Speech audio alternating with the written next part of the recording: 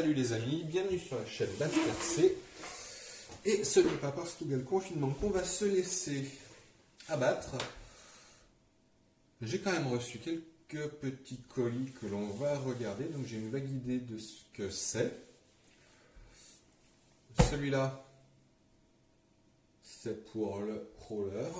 Et celui-là, c'est un petit peu pour toutes les machines que j'ai. Et je pense que je vais aussi en faire profiter les copains du club. Donc celui-là, on ouvre juste après. Lui, ça va être vite vu au niveau de l'ouverture. Normalement, c'est quelque chose de tout petit. Tout petit, tout petit, tout petit. Hop. Voilà ce que c'est. Alors, est-ce que ça vous parle ou pas? Si ça ne vous parle pas, on va regarder les inscriptions qu'il y a notées dessus. Alors, je ne sais pas si on les voit bien. 3 40 CNC.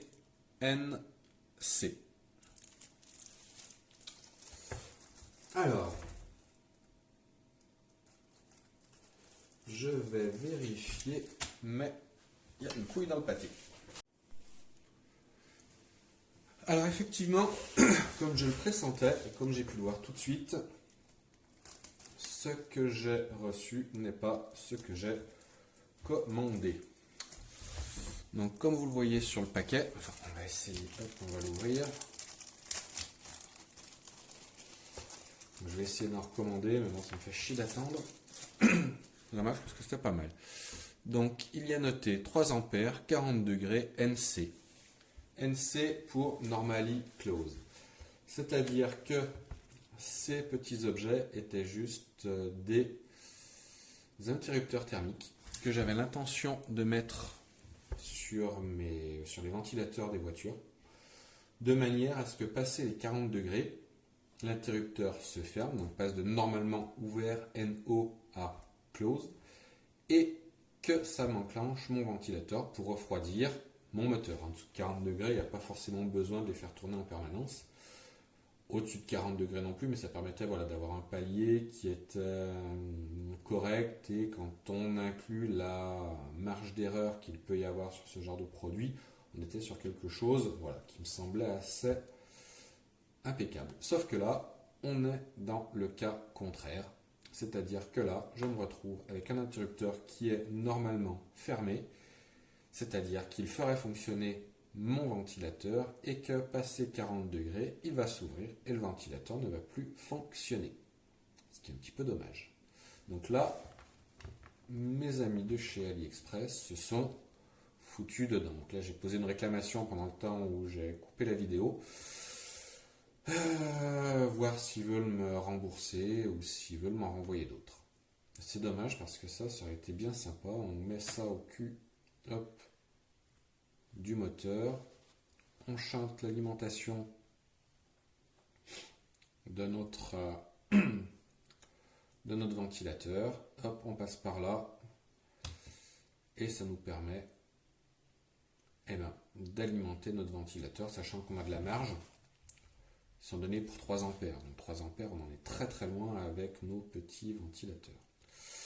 Bon, écoutez, tant pis, moi qui me faisais une joie de faire une petite vidéo sur la soudure de ce genre de bêtises sur le moteur, je ne sais pas.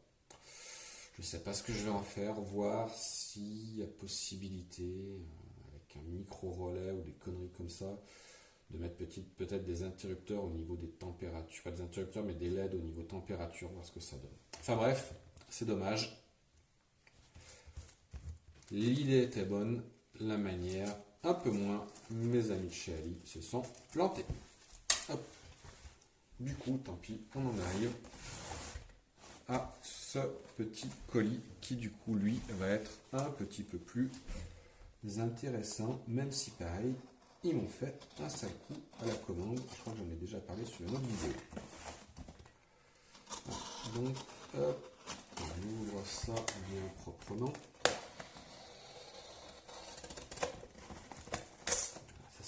C'est vachement bien, Bastien. Tu nous fais une belle découpe pour au final tout arracher et faire ça comme un gorille. Ah non, il n'y a rien dedans. Ah, regardez, ça fait du bruit. Donc qu'on range ça en dessous de les veines.